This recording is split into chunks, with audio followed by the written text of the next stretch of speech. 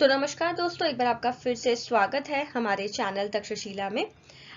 आज का जो न्यूज़ है वो बहुत ही चिंताजनक न्यूज़ है, बिकॉज रशिया और यूक्रेन का जो वॉर है वो रुकने का नाम नहीं ले रहा है। और आज 83 मिसाइल, अब तक जो है वो 83 मिसाइल से जो रशिया है वो यूक्रेन पर फिर से हमला कर चुका है। और इस बार इस एयर स्ट्राइक में जो उनका कैपिटल है यूक्रेन का, कीव, इसे टारगेट किया जा रहा है। तो आइए समझते हैं कि क्यों अचानक से ये जो पड़ाव आया रशिया यूक्रेन वॉर में, ये आने का कारण क्या था। अब तक का ये जो है ये बिगेस्ट एयर स्ट्राइक है जो रशिया ने यूक्रेन पे किया है सिंस जब से उनका वॉर स्टार्ट हुआ है तब से। रशिया ने यूक्रेन सिटीज को बॉम्ब किया था। देखिए, जैसे कि आपने न्यूज में देखा होगा कि 2 दिन पहले जो है रशिया का एक बहुत ही इंपॉर्टेंट कनेक्टिंग ब्रिज जो रशिया और क्रीमिया को कनेक्ट करता था, यहाँ पर जो है एक्सप्लोजन हुआ था। और इसे रिवेंज अटैक देखा जा रहा है रशिया की तरफ से। एक तरीके का रिवेंज लिया है रशिया ने ये मिसाइल स्ट्राइक करके यूक्रेन पे। जबकि यूक्रेन ने ऐसे कोई ऑफिशियली क्लेम नहीं किया रिस्पॉन्सिबिलिटी इस ब्रिज को एक्सप्लोर करने की। लेकिन जो इनके प्रेसिडेंट है पुतिन, ये इन्हें टेरर अटैक बता रहे हैं। और इसी का जवाब देते हुए उन्होंने जो है ये आज एयर स्ट्राइक कराया है यूक्रेन पर। इस एयर स्ट्राइक में अब तक माना जा रहा है कि एटलीस्ट 5 जो लोग हैं वो मारे गए हैं और 12 लोग घायल पाए गए हैं। ये आंकड़े कहां तक पहुंचेंगे फिलहाल इसका अंदाजा किसी को भी नहीं है।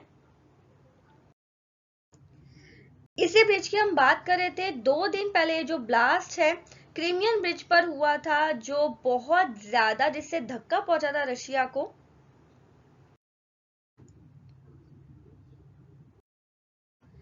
हालांकि जो पुतिन है ये अक्यूज करे यूक्रेन को डायरेक्टली, और इसे टेररिज्म का जो है वो रूप दे रहे हैं। हम सब जानते हैं कि हमारी दुनिया में टेररिज्म के लिए कोई भी जगह नहीं है, फिर चाहे यूएस हो या यूएन हो, ये टेररिज्म को सपोर्ट नहीं करेंगे। जो प्रेसिडेंट है रशिया के, वो इसे टेररिस्ट अटैक कह रहे हैं। और ये कह रहे हैं कि मैं टेररिस्ट लोगों को जो है वो मुंह तोड़ जवाब दे रहा हूँ। ताज्जुब की बात तो ये है कि ये जो पूरा अटैक हुआ था रशिया पर, इसका मजाक बनाया गया था यूक्रेन में। आप देख सकते हैं इस तरीके के जो वॉल है सिटीज में अलग अलग जगह पे इरेक्ट किए गए थे। और ये जो वॉल्स है ये नॉर्मल सिटीजन्स ने नहीं, ये जो वॉल्स है ये गवर्नमेंट ने खुद हर जगह असेंबल किए थे।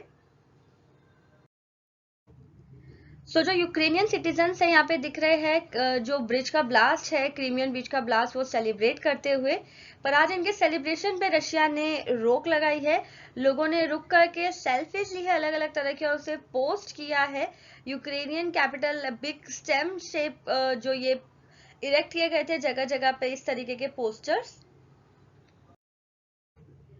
एक तरीके से हमें ये बात समझ में आ रही है कि जो रशिया का है ये रिवेंज अटैक है यूक्रेन पर ब्रिज एक्सप्लोजन को लेकर के। आज सुबह से अब तक जो आंकड़े हैं मिसाइल्स के, वो 75 से लेकर 83 के बीच में पहुंच चुके हैं जो रशिया ने यूक्रेन पर साधी है। यहाँ पे एक और जो दिलचस्प न्यूज है वो पता चली है कि रशिया ने एक एयर स्ट्राइक डायरेक्टली जो है वो जर्मन एम्बेसी पे किया है, क्योंकि रिसेंटली जो जर्मनी है वो बहुत ज्यादा यूक्रेन के सपोर्ट में आ गई थी। इंडिया के कश्मीर के मुद्दे पर भी जर्मनी ने कुछ कमेंट किया था। यहाँ पे जो रशिया, इन्होंने जर्मनी को भी वार्निंग दे दी है कि जर्मनी हो या यूएस हो, कितने भी आप रोक टोक लगा लो, लेकिन रशिया को अगर बदला लेना है अपना तो वो किसी ना किसी फॉर्म में पूरा करेगा ही। जो बिल्डिंग थी जर्मन एम्बेसी की, कीव जो कैपिटल है रशिया का, वहां पर उसे डैमेज भी पहुंचा है। यहाँ पर आप देख सकते हो कि जो रशिया है, इन्होंने जो ईरान में ड्रोन्स है वो यूज किए थे। ईरान का भी जो प्रोमिनेंट रोल है वो इस वॉर में अब हम देख पा रहे हैं। बहुत ही बढ़ चढ़ के ईरान रशिया के साथ शामिल हो रहे हैं इस वॉर में।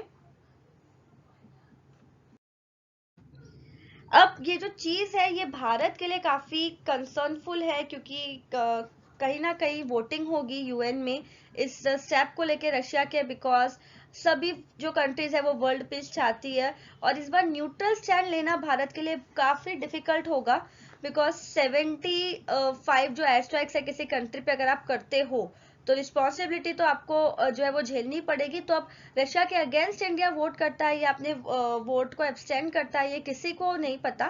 भारत के लिए काफी दिक्कत का ये डिसीजन रहेगा। सो यूएन में जो है वो वोटिंग होगी कल, उस दौरान तो बहुत ज्यादा ट्राई कर रहे हैं कुछ कंट्रीज की, जो पाकिस्तान है उससे भी जो वोट का अधिकार है वो मिल जाए, ताकि वो रशिया के अगेंस्ट जो है वो वोट स्ट्राइक कर सके।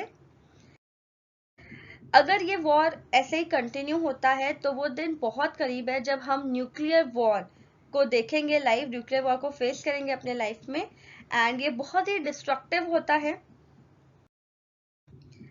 हम जिस प्रोग्रेस की, जिस अमन शांति की बात कर रहे हैं, जो हम चाहते हैं, वो बहुत ज्यादा डिफिकल्ट हो जाएगा अगर रशिया और यूक्रेन इसी तरीके से लड़ते रहे। तो अब इन दोनों ही कंट्रीज के पास एक ही सोल्यूशन है कि इन दोनों को अपने म्यूचुअल अंडरस्टैंडिंग से जो भी है उनका मुद्दा सॉर्ट आउट करके इस वॉर पे जल्द से जल्द रोक लगानी चाहिए। आपका क्या ख्याल है इन सभी चीजों पे, प्लीज हमें कमेंट करके बताइए।